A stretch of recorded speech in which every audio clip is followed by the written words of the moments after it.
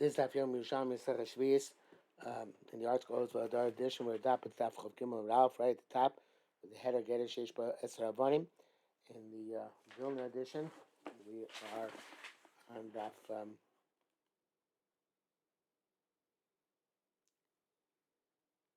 Ches Amud Aleph.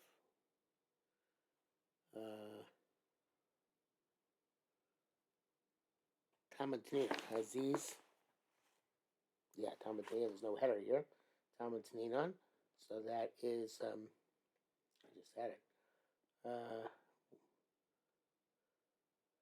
1, 2, 3, 4, 5, 6, 7, 8 lines to the bottom. Tamatnina. And as we've been doing for a few days already, a couple of weeks, all the Shurim learning Yerushalmi should be dedicated for the schus of Am Yisrael and Eretz Yisrael and the Yeshua from the Reitzchim Amurim Ururim Yamach Shmo Mezichron. Okay, so Mora says, Tamatina Haziz maybe as a tuma b'choshu. If you have a ziz, like a part of the house is jutting out, it's like a protrusion from the side of the house, even though normally they put poseach tefach in order to be mekabel tuma. Nevertheless, since it's coming out of the side of the house over the awning or over the roof, over the threshold, so it's mitzdaref with the pesach in order to make a tefach. So whatever is lacking from the tefach, from the ziz itself, is made up by the fact that it's coming out over the top of the door where there is a roof.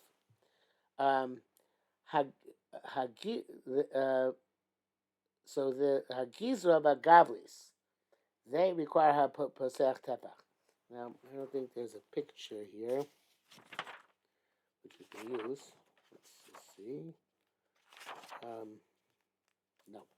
So a gizra, I'm not sure if you can see this, but a ziz looks like that. Comes down a little bit. A gizra looks like that. It's like a Y. And a gavlis look like a V attached to the side of the building. Okay, so hagizra bagavlis the poseach tefach. They don't join together. They don't need the tefach in themselves, and evidently the Mishnah says there in Olos, b'zishu gavam in a pesach shloshim bachim shehem yud beis tefach. That the ziz is higher than the pesach by 3 rows of stones, which are 12 tefach, and that the Yerushalmi goes on to say, Amar b'chir braba hada amara. The Lashon Mishnah there tells us, Zeshu mekabel nidbach chavero, somebody who accepts upon himself to be a contractor to make a rows for his friend. In other words, he's going to quarry or put together a nidbach row of stones. Tzarech la'asos arba tvachim. Each row is supposed to be 4 tvachim, because 3 nidbachim makes up 12 tvachim. 3 rows are 12 tvachim, so each row is 4 tvachim high. Kidei makom, and that is kidei makom. Of course, 4 tvachim is always a 4 tvachim. And the nidbach has to be 4 tvachim, although it is, I think, if I understand correctly, then the nidbach is, we're talking about here, is 4 tvachim vertically, whereas the makom of 4 tvachim is usually considered to be horizontally. But be that as it may, the Gemara says, Amar Yosef says, Misna Amar Kain. Before I get that, I really should explain that obviously the ziz is different than the gizra and the gavlis, because the ziz looks like it's continuation of the awning. Evidently the gizra, which goes up, and the gavlis, which go like that, don't make a continuation, everything needs its own poseach tefach. Okay, back to the Gemara. Amar Yosef Masnisa Amar Kain. The Yosef said that the Mishnah says that. In other words, it's Mishnah which says It's which says that the it's 12 tvachim, as we quoted before, and the Gemara is about to discuss. But man was these maybe it's a tumakoshu. When in what case did they say Aziz brings a tumakoshu? No, it's mitzdarif together with the Pesach. Bezishu gavah min Pesach shlosha nidbachim. It's a ziz which is higher than the Pesach by 3 rows. Shehem shnei masar tefach, which is 12 tefach. Lo matina nidbachim. Why does it say rows? Why just say 12 tefach? In order to tell us, Lamidas Hadin. Lamidas Hadin always means in Yerushalmi for the Choshen Mishpat purposes, for Mekach and Memkar. So it's telling us that the Nidbach is 3 Tvachim, 3 Nidbachim is 12 Tvachim, so we should know each Nidbach is 4 Tvachim. Okay, so the Gemara says, the Chibur Abba Shal asked, what about Elin Shura? Elin Shura, the height of the Nidbachim of our Mishnah, are they the same as the Nidbachim in that Mishnah? Of course, that's why that Sugin Olos is brought down to ask this question. It's said here in our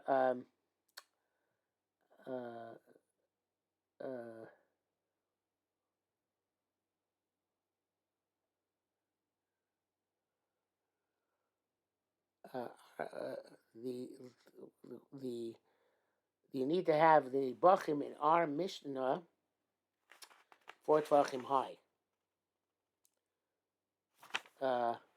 Rabbi Chizkiah Yaakov Baracha B'Shem Yosef said, "Elin Shurkin and Shuraya." Yes, they are the same. Okay, so the Gemara asks, "How? What do you mean? I don't understand." You can say the shear of a gader is 10 tefachim. It's not a multiple of 12, not a multiple of 4, right? If it's less than that, it's considered to be as if it's a quarry. In other words, as if you're quarrying from the ground, therefore it's other Shemitah because it looks like it's karka. The kata marachein. Yet here, that you have it's the shear of 12 tachim. Now, the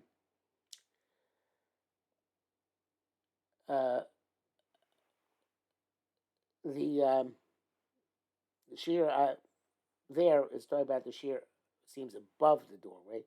It's not the shear of the wall itself. But I guess we're assuming that the shear of the wall above the doorway, which is the ziz is still affiliated with the doorway, is 12 tachim. And here it seems that so that's the height, I guess, of a wall. Whereas here it's only 10 tefachim. The question is along those lines. I'm not 100% happy with this yet, though. Oh, so Shara Torah says, well, it's a very nice shot. He says, we talked about murbios. And this is not going to go according to all the pshatim which we learned yesterday. But according to the pshat that says murbios are like so.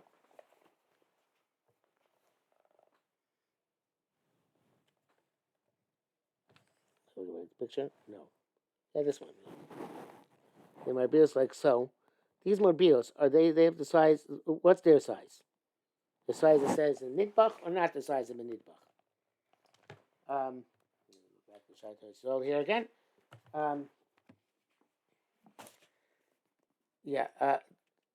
This, well, actually, it's going to work, on the contrary, it's probably better like the other pshatim. So the murbia, do we say it's 4 tvachim like the height of the nidbach over there, or not? Rabbi Chizkiah Baracha B'Shem Rabbi Yosef said, he changed it to Rabbi Chizkiah, Rabbi Yaakov Baracha B'Shem Rabbi Yosef because we never found any place else that Rabbi Chizkiah Baracha Baracha, and also because Rabbi Yaakov Baracha also said frequently speaks the name Rabbi Yosef Rabbi Chenia. Okay, it has to do with the names of the Amoraim here. But Elaine Shura K'Inin Shura. In height they're the same, but in width and in length and width they are amma, not 4 tvachim high. So evidently, in order to be considered building materials, it has to be 4 tvachim high, like the shear of nidbach, but it doesn't have to be. It's only 1 tefach by 1 tefach.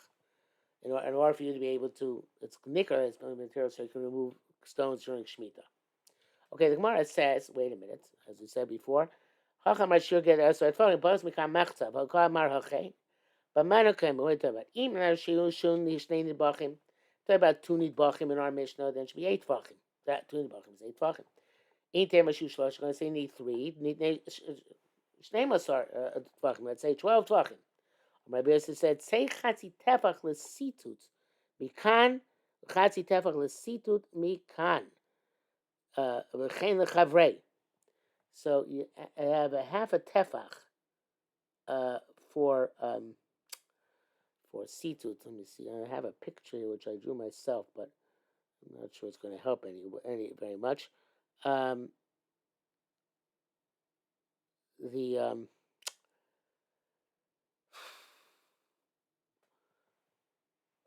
The stones are really stones you add up to 10 tefachim, but you need to have to the rough stones, and they have to be cemented together. So they are the places where they're cemented together. Those add another 2 tvachim when you actually build up the structure. I have the picture I showed. If it's gonna help you, but the idea is you have a nidbach, and then a tefach, and a nidbach, and then another tefach, and another nidbach. Right. So altogether, the stones themselves are 1/3 of 10 tefachim, and between each stone is between each row of stones is a tefach, where you have the connecting cement. So the idea is, or according to Kavanaki, since they're not smooth stones, so therefore there's not just cement, but there's also protrusions from the stones between the levels. So therefore, if you're looking at the raw stones, they're 10 tefachim, and you can take from that pile of stones during Shemitah. And nidbach, which is created, 3 nidbachim, one on top of the other, which are created from stones which equal 10 tefachim, that equals 12 tefachim. Okay, it says more further.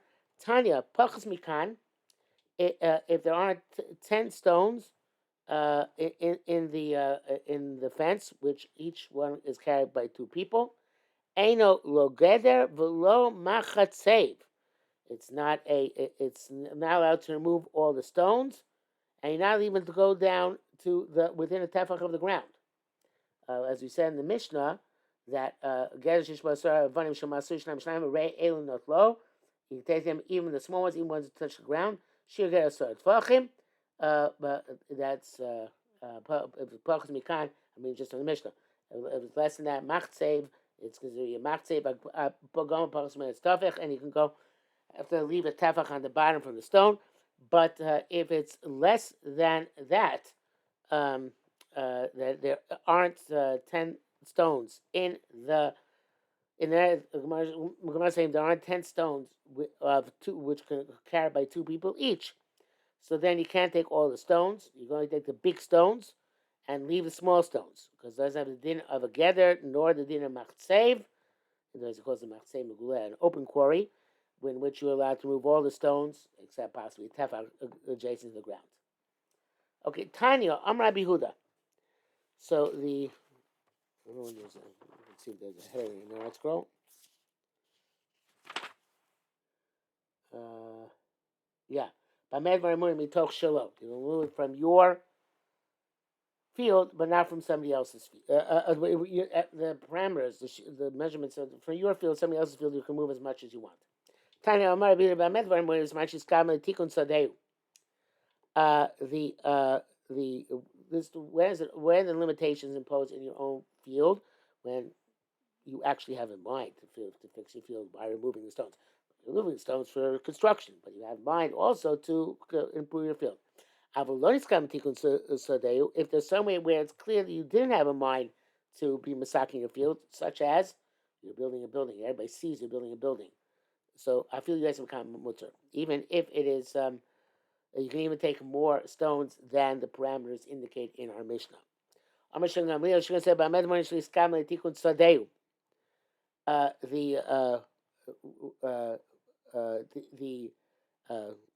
That which are, he says the opposite. He says that which you can remove the stones in our Mishnah within limited amounts. That's where you didn't have in mind to fix your field. I'm the so there, but you had in mind to fix your field, uh, even though you're also going to use it for construction. I feel kind of also. You can't even remove anything. You have to leave the fence intact. Rabbi said, "Hoy Rabbi Yossi kehein tanoi."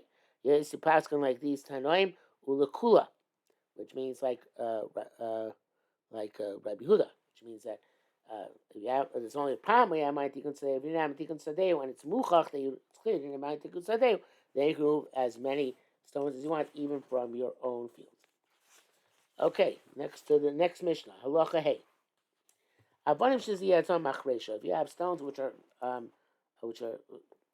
embedded in the ground, and the plow came by and jarred them loose, or they were covered and then the plow revealed them. If you have only, even two, which are it takes two people to carry, they can be removed. Now, Masaka, even the small ones, presumably,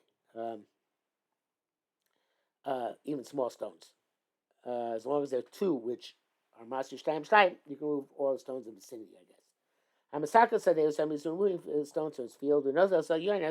So this is not part. This is kind of randomly. Then the stones are on the ground. So then you are. So you can't. You can take the upper ones. Snow goes bar. It's again. So it shouldn't look like you're working land. The chain gargar showed throws or gal shoyabonim. This gargar is like a small pile, and gal is a large pile. Both these cases, you can take the upper stones and have to leave the bottom stones. Of imyesh tachteim sela or kash, but if there's an interruption between the bottom stones and the ground of stone or even a straw, how really not you can take all of them. So again, it's a good question. Obviously, a question Marisayin, what it looks like, and these are the scenarios. It looks different depending on the scenario. Okay, so says the Gemara, lo sof hizata machresha. It's not. We're not talking about a case where necessarily the plow actually moved them, which would be a problem because we're talking about shemitah, and you're not supposed to really plow during shemitah. But rather, they have to be roy to that a plow can move them. If you plowed them. And it means that they're not so strongly embedded in the ground. Then you can take them because they wouldn't have to dig down in order to get them. Rabbi Yossi said. So again, doesn't have to actually that plow jar them. Their size where machresha could jar them, they're considered to be sufficiently independent of the ground that you can remove the stones and use them during Shemitah. Rabbi Yossi said, the Mishnah tells us, each one is carried by two, then you can move them. So the way the Kavanok explains the name Mara Fulda, that if the let me point out.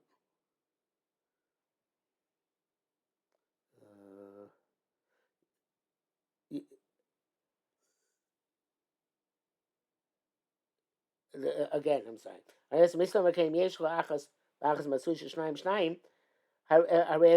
So it clearly doesn't require us to actually have the plow move them. They have to be and the larger the stone. On the contrary, the larger the stone, it seems more lenient. If you have to actually be something which a plow could jar, only relatively small stones can be jarred by a plow. So if we saying that that larger stone, so to speak, the better. So then it's lavdafki needed to jar the stone. And the point is how loose they are on the ground. That if they're loose on the ground, that they can be jarred by a plow. That means that they're loose, and therefore you can remove them during shemitah. And so normally, normally you can only take large stones, but if they're loose like that, then you can even take smaller stones as well. Okay, The Gemara goes on. Let's on the topic of Dalit Map. Let's go on a bit. Yagar Bray Boom Shem Shem Lakshi Zoso Meres teach us also Lakit Sos Doste Chavero. You're not allowed to remove pebbles from your friend's field. Because it said in our Mishnah, if you have a garger shetzoros agavonim no tesel yonas minyachas and no gos ba'aretz. So and from this we assume that you have to leave some stuff in the ground in order it should be considered fixed for planting. And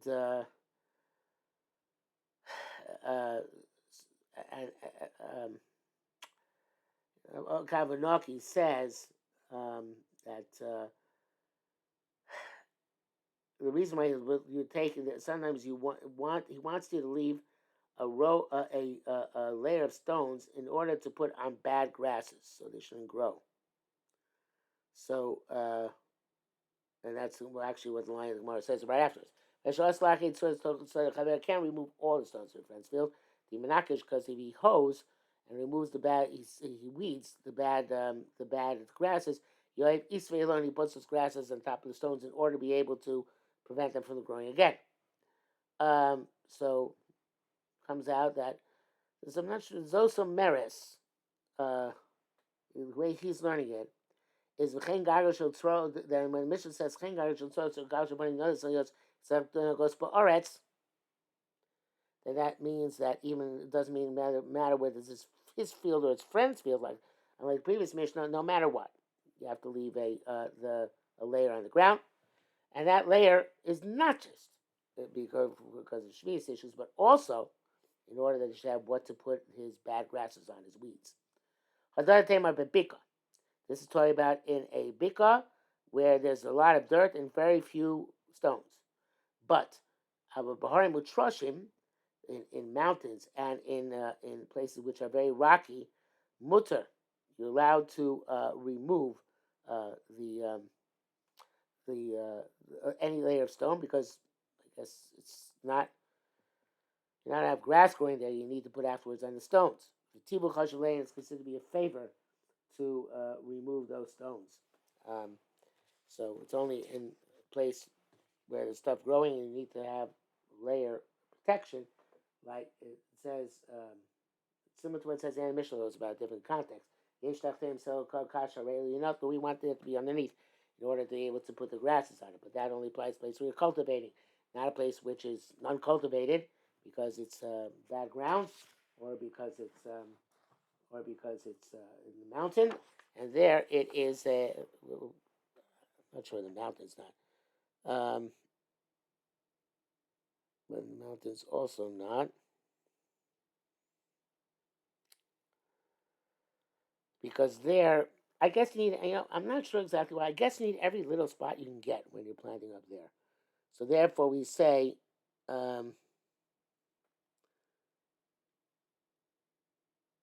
Therefore, we say that it's a favor to remove all the stones. Now, before I was the difficulty, I was learning the Kabanaki and saying there's also meres. Some I learned from our Mishnah of Gargatos from the but if you take a look at the Ridbaz says, which is useful. He says.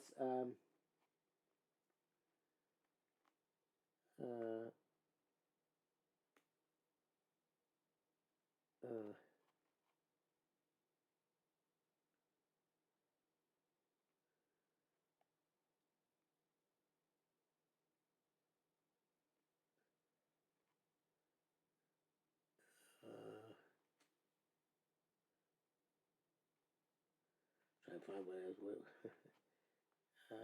he takes out the Sosameres, right? Sosameres also called Soros Tosnei Chavero. To mankish v'yoyev is be'alen v'yishamish tachas yodi nimtzach teva zos Sosameres. Rav Rash Sibilio Zal Muva v'sevim lech Shlomo Zal mefarish Dai Bava the Garger Shel Soros Kai Al Kolashonim. Thus like Ev Tosnei Chavero should be located Michael Mashon. So there are two different shotim here, right? One shot is that just take out the Sosameres because it has nothing to do with our Mishnah. And it's just a statement by Reish Lakish. And the Rav Shvilio says, no, we do believe in the Zosameres because this last line of the Mishnah, Im yesh lachtein sel kasher nozem meniachas tachton nogos baretz, is talking about in any year, not just Shemitah. And that's teaching us that no matter what year it is, not just Shemitah, you have to leave the layer on the ground. Your own, you can choose to take away. But if you're doing a friend's field, you have to leave that layer so you can use it for that Sovim HaRoim. And we'll stop here for today.